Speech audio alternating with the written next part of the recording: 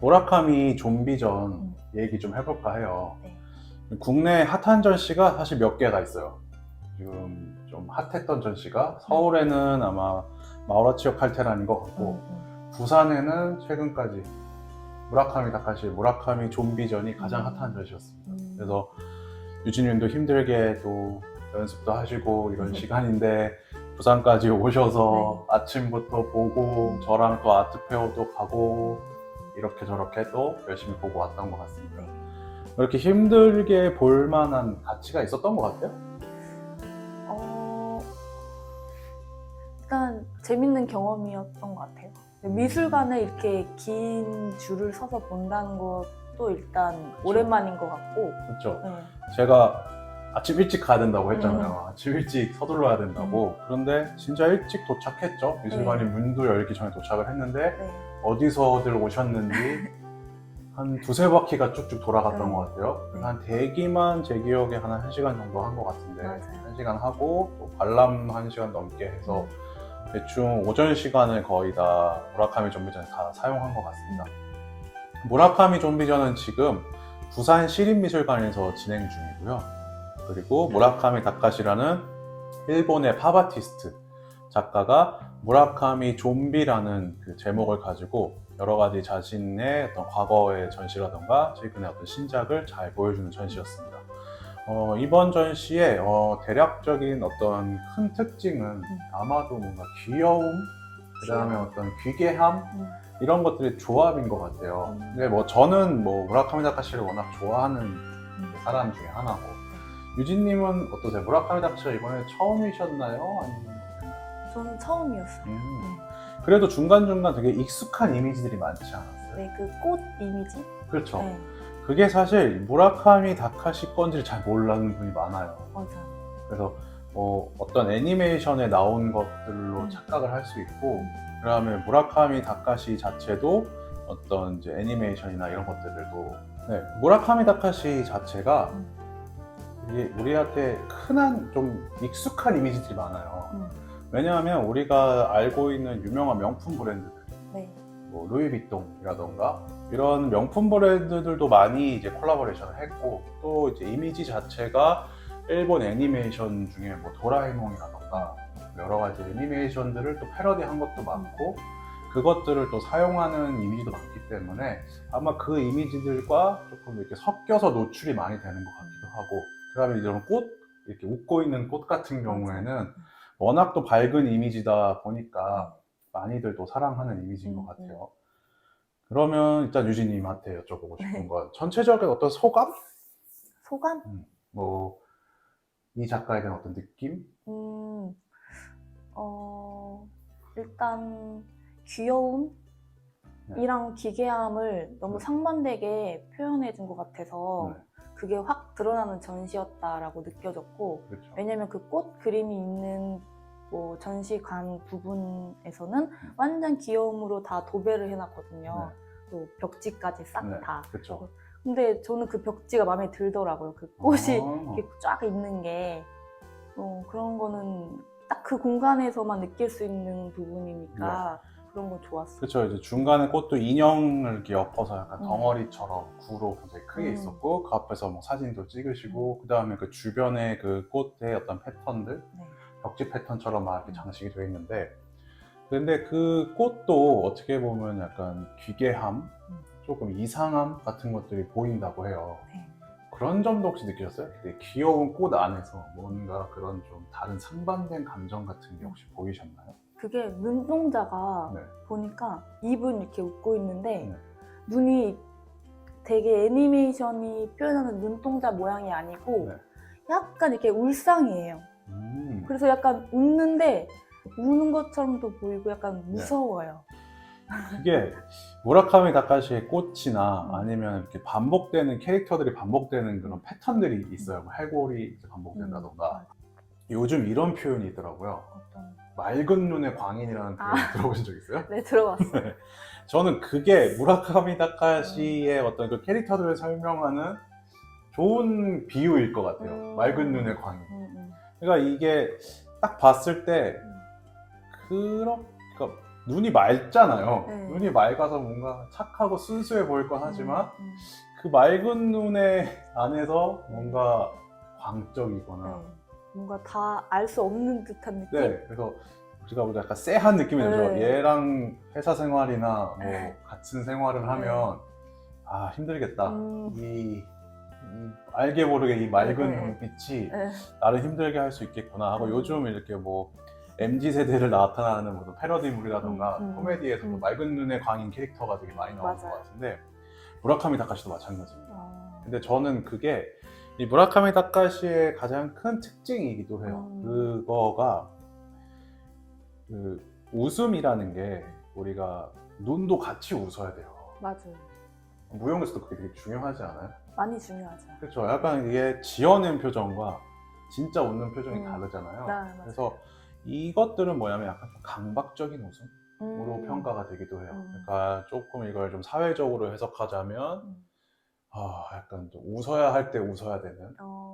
근데 대부분 우리가 보면 웃어야 할 때 웃는 것들, 그러니까 어떤 강력, 강압이나 강조나 이런 거에 의해서 웃는 모습들이 굉장히 많단 말이에요. 그러니까 그런 어떤 사회적인 모습을 보여주기도 하고, 어떤 일본이 갖고 있는 어떤 역사적인 문제점들이라던가, 아니면 일본 사회의 문제점들, 아니면 작가가 생각하는 어떤 세계의 어떤 흐름, 뭐 좀 주제, 이런 것들이 그런 패턴 속에 이렇게 나타나 있다고 합니다. 뭐 그 얘기는 좀 차차 해보도록 하고. 또 유진님이 이번에 갔을 때 제가 부탁드린 것도 있지만 사진을 되게 많이 찍었어요. 네.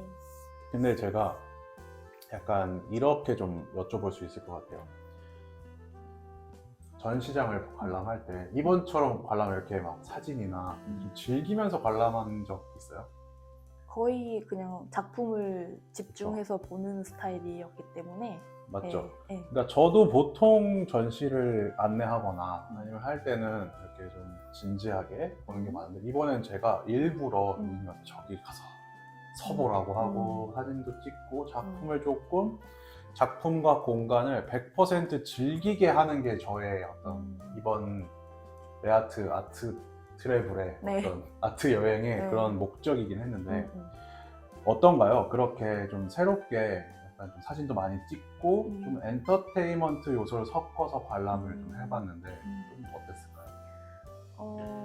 저는 되게 신나고 이렇게 마치 어린애들이 보는 듯한 느낌으로 신나게 봤는데 저도 옆에서 사진 찍고 있는데 보니까 꼬맹이들도 같이 저처럼 사진 찍고 있더라고요. 그렇죠. 어린아이들도 사진을 네. 찍고 네. 그러니까 그 전시장 분위기 자체가 사람이 많아서 뭐 관리하시는 분들이야 힘드셨겠지만 저도 그렇게 사람 많은 미술관에서 일을 할 때는 관람객분들이 많이 오면 무섭거든요. 맞아요. 작품을 건들까. 그래서 뭐 겉옷도 밖에 벗어놓고 맞아요. 가야 되잖아요. 네. 작품에 스칠까 봐. 근데 그런 거 다 차지하고 대부분 사람들이 다 하하호호 웃었던 것 같아요. 그러니까 우리가 다른 어떤 진지한 미술관에서 뭐 이유한 공간과 비교를 해본다면 이유한 공간 아니 숨소리도 내기 힘든 맞아요. 공간이잖아요. 네. 뭐 조금만 하면 와서 못하게 하시거나 아니면은 그 유진이 그때 왜 하이힐 신고 있었잖아요. 맞아, 제 그것도. 발소리밖에 네. 안 들렸어. 그래서 계속 본인도 눈치가 보여서 네. 걷는 것도 눈치가 보여서 그 소리마저도. 네. 그런데 그게 무라카미 다카시에서 하나도 거슬리지 않았어요. 맞아요. 웃음소리도 많이 들리고 커플들도 신나고 아이들도 신나고 저는 그게 무라카미 다카시 전이라서 뿐만 아니라 요즘 전시를 하는 어떤 트렌드인 것 같아요. 그러니까 저는 또 큐레이터기도 하니까 이 전시를 하는 방법론 자체가 진지하게 작품을 관람하는 형태에서 관객이 참여를 하거나 조금 즐길 수 있는 엔터테인먼트적인 요소가 요즘 좀 많이 들어가는 게 대세거든요. 그래서 이렇게 전시를 구성할 때 예전에는 그런 것들을 신경을 잘 안 썼는데 요즘은 포토존. 네, 그런 게 굉장히 중요해요. 왜냐하면 SNS에 노출되는 것 자체가 전시에 가장 큰 도움이 돼요. 맞아. 저희도 이거 정보를 맞아. SNS에서 보고 가잖아요. 그렇죠. 과거에는 작품 사진도 못 찍게 했어요. 아직도 이제 그런 미술관이 있긴 한데 사진도 못 찍게 하고 영상도 못 찍게 하는 게 일반적이었지만 요즘은 사진도 좀 자유로운 편이고 그러면 노출도 좀 많이 시키시는 게 이제 최근에 어떤 그 경향인 것 같아요. 그래서 제가 원래 미술관에 갔을 때 우리가 일반적으로는 어떤 좀 예절이나 예의를 갖춰서 조용하고 정숙하게 보는 게 일반적이지만 이번에는 그렇게 봐도 괜찮은 전시였기 때문에 제가 조금 더 하이업 시켜서 유진님한테도 막 포즈도 취해보라 그러고 따라 해보라 그러고 그래서 약간 어린아이 이렇게 한테 부탁을 하듯이 좀 즐겁게 봤던 것 같아요. 근데 그렇다고 해서 작품이 기억이 안 나거나 집중력이 떨어졌나요? 그건 아니었던 것 같아요. 네. 그렇죠. 그러니까 무라카미 다카시 작품 자체가 굉장히 엔터테인먼트적 요소를 갖고 있어요. 이게 왜 그러냐면 무라카미 다카시 작품의 기반이 되는 사상, 어떤 문화는 하위 문화라고 합니다. 하위 문화? 네. 아마 학교 다닐 때 배우신 적 있을 네. 거예요. 저도 우리 같은 학교 나왔잖아요. 네, 유진이. 네. 우리 한예종 다닐 때 네. 하위 문화는 되게 많이 듣는 용어 중에 하나고 보통 이제 하위 문화라고 하기도 하고 영어로 서브컬처라고 하기도 하는데 그것들에 대해서 당연히 이제 기억이 살다 보니까 안 나겠죠. 네. 그래서 이제 제가 좀 기억을 더듬어 보면 하위 문화는 그렇습니다. 우리가 이제 주류 문화라고 하는 것들, 보통 주류 문화라고 하면 뭐 인종적으로는 백인, 그 다음에 또 동서양을 구분하면 서양, 그 다음에 뭐 여성 남성을 따지자면 남성 중심.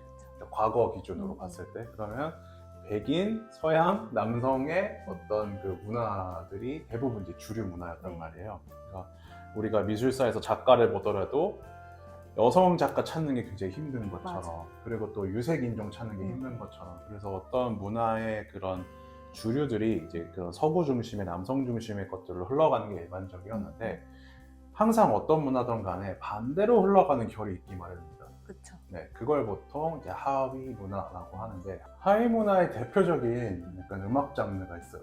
혹시 뭔지 알겠어요? 힙합? 네, 맞아요. 힙합도 대표적인 하위 문화 중에 하나였어요. 힙합의 시작은 어떤 흑인, 이렇게 이민을 오는 흑인 문화.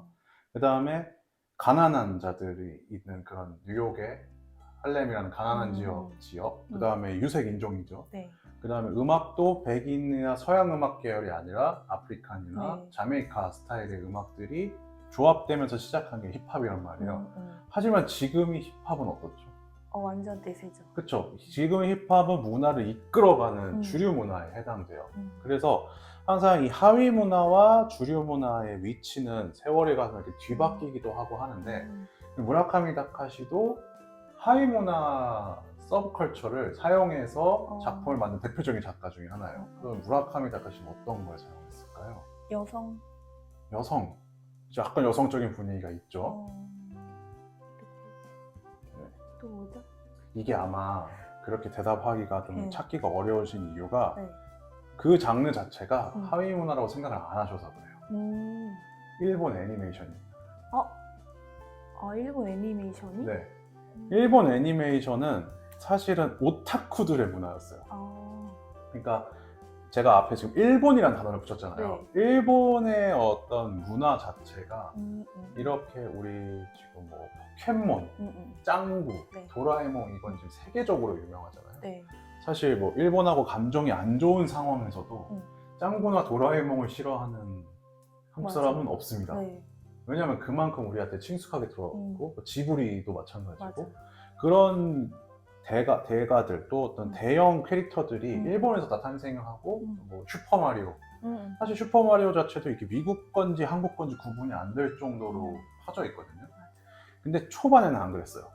초반에는 일본이라는 나라 자체도 서양의 기준으로 봤을 때 약간 뭐 변방 같은 곳이었고 물론 교류를 우리보다 빨리 하긴 했지만 그리고 일본 애니메이션이라는 것 자체도 하위 문화에 속해져 있었습니다. 그런데 너무 향유하는 사람이 많은 거예요. 그러니까 애니메이션 자체가 향유하는 사람이 많고 또 어떤 일본적인 특성들을 가장 잘 보여주는 또 그런 장르이기 때문에 무라카미 다카시 여기에 집중을 한 겁니다. 그래서 이걸 가지고 미국의 주류 문화라고 할 수 있는 미국의 주류 미술 문화라고 할 수 있는 팝아트에 접목을 시킨 거죠.